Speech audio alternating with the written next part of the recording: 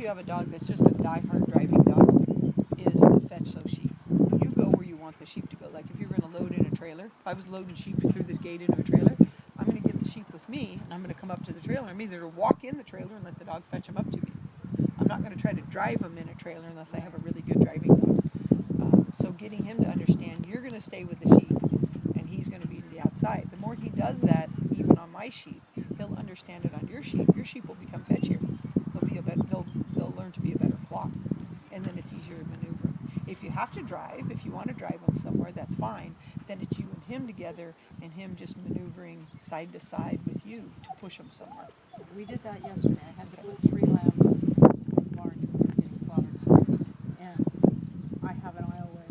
And so I put those 3 lambs in Perfect. the aisleway, and then I would just say, "No, you have to go here. You have Yep, to go here." perfect.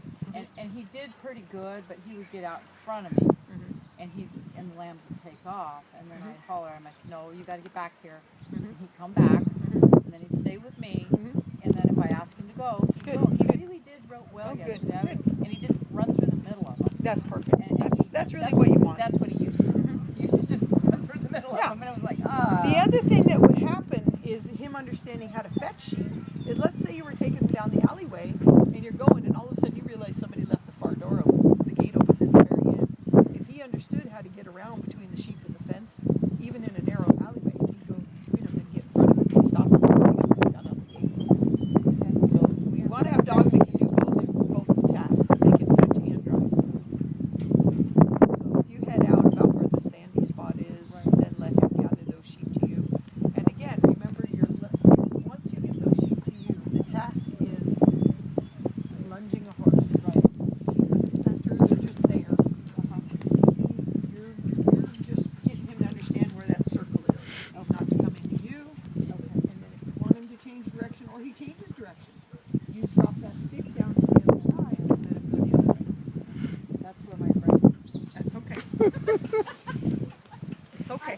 When I was riding races, I couldn't whip left-handed. That's okay.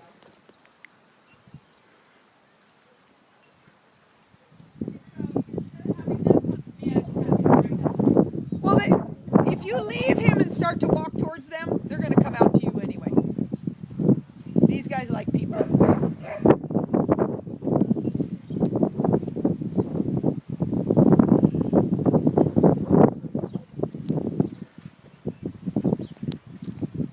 I was going to say, he's not Red light, saying. green light. Good. So just as they get there, then let him come and gather them. You can use out or get them, bring to work, or come to work. Oops. There we go. Nice.